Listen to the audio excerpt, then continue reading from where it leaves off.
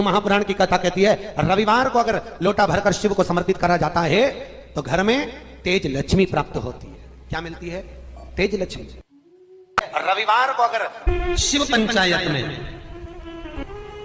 गुड़, चावल, लाल फूल और लाल मिर्ची के 11 दाने पानी के कलश में तांबे के लोटे में लेकर हाथ को ऊंचा कर नेत्र, नासिका, वक्षस्थल की सम्मुख में जो सूर्य नारायण को अर्घ देता है, जल चढ़ाता है, पर जो सूर्य को अर्घ रविवार के दिन दे देता है, अगले रविवार तक पैसे की आवक आना प्रारंभ हो जाती है।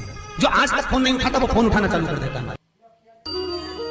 अगर कोई बड़ी बीमारी है, कोई बात आपको शंकर भगवान से कहना है, तो रविवार के दिन जब सूर्य को अर्घ देंगे तो वही कलश रख देंगे अर्घ दिया हुआ, फिर उसको आपको धोना नहीं है।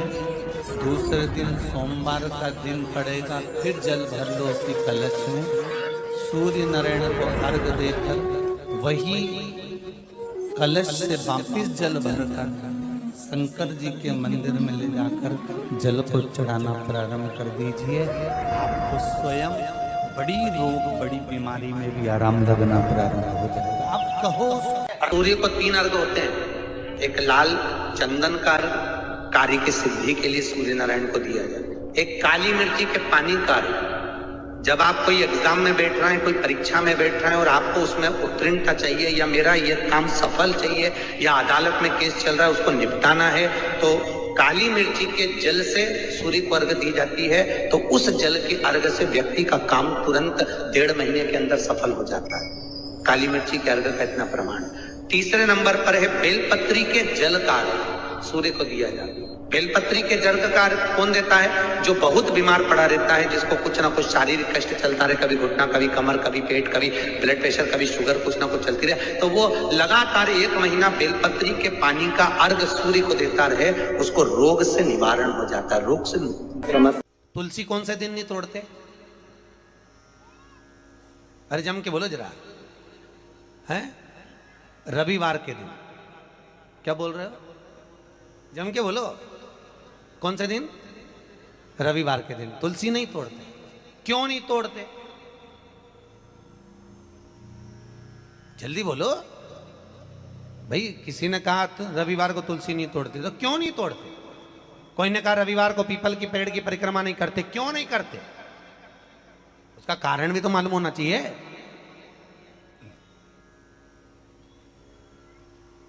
ये कोई ना कुछ बोल दिया और तुमने मान लिया, तो उसका कारण है।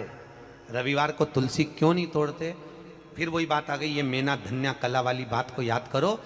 भगवान राम जनकपुरी में पहुंचे, विश्वामित्र जी ने धनुष टूटने के बाद राम से कहा, राम आज जाओ तुलसी लेने के लिए जाओ, तुलसी लेके आओ, फूल लेकर आओ, पुष्प वाटिका में से कुछ लेकर आइए।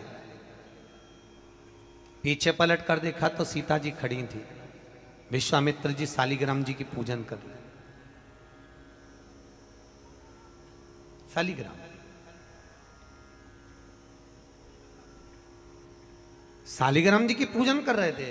विश्वामित्र जी ने पीछे पलट कर देखा, सीता जी खड़ी, तो कहा राम एक काम करो, ये पुष्पवाटिका सीता की है, उनके पिताजी की है, सीता को भेज दो, वो फूल लेकर आएगी, वो तुलसी लेकर आएगी। जानकी जी गई, पुष्प उतारे, तुलसी उतारने लगी। तुलसी उतारते समय जानकी जी की हवा इतनी तेज चली कि सीता जी का पल्लू उड़ गया, और जैसे ही पल्लू उड़ा वो तुलसी के पौधे पर गिरा।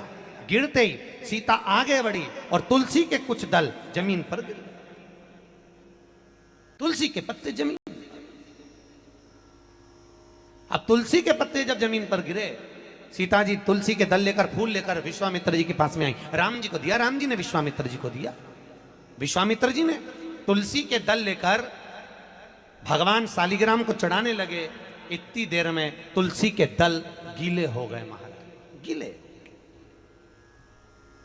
शालिग्राम जी ने हाथ में तुलसी के पत्तों को लेकर पूछा, ए तुलसा मां, ये बताओ कि तुम रो क्यों रही हो?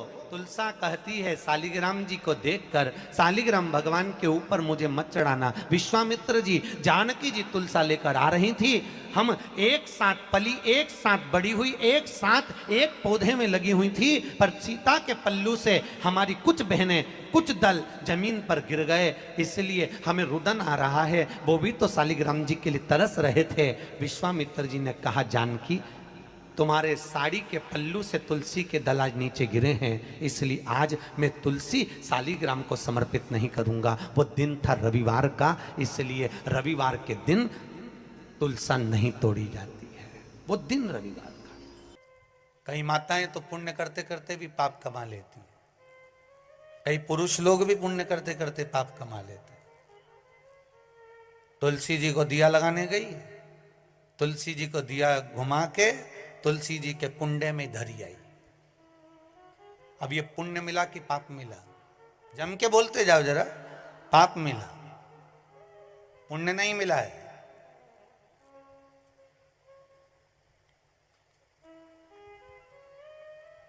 इसको पुण्य कमाना नहीं कहा। जिस तुलसी के क्यारे में तुमने दिया रखा, तुलसी मैया ही मन में सोच रही काहे को आ गई, रोज शाम पड़े आया जाती है, मन को इतना घबरा देती है कि आग लगा के जाएगी। पवन देवता से रोज विनती करती हूं कि ये दिया जलाए और तू हवा चला। तो तुम जब जब दिया लगाने जाती हो तो इतनी देर से हवा नहीं चलेगी, पर दिया लगाने बैठी कि हवा चली। वह हवा क्यों चले कि मैया तुलसी भी भगवान से के थोड़ी चला दो, नी जले इसकी माचिस, ये आग लगा के मानेगी।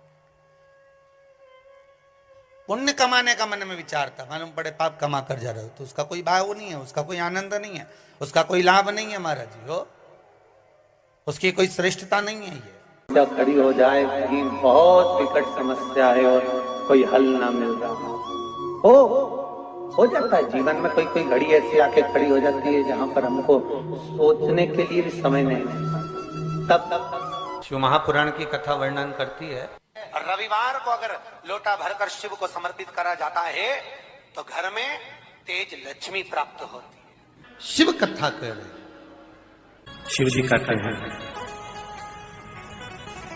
कुंवारी कन्या तीज का व्रत करती है, हरतालिका तीज करती है, छोटी तीज, बड़ी तीज, हरियाली तीज करती है, छठ व्रत करती है।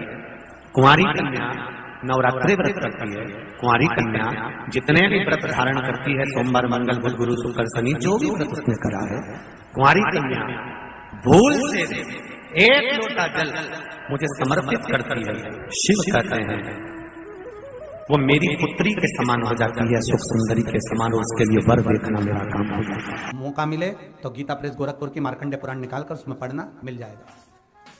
शंकर भगवान को रिझाना, बेलपत्र का प्रयोग भगवान शिव को रिझाने का जो आनंद है, शिव को जो मनाने का आनंद है, वो एक स्वरूप ही अलग है, उसका एक स्वरूप आनंद। जब विषम परिस्थिति आ जाए, ऐसा लग रहा है कि आपने पशुपति व्रत कर लिया, सोमवार की अष्टमी का प्रयोग कर लिया, मैंने शंकर जी की आराधना कर ली, तो भी विषम परिस्थिति चल रही है, अभी तक कोई सुधार आने को तैयार नहीं है, तब शंकर जी के मंदिर में जब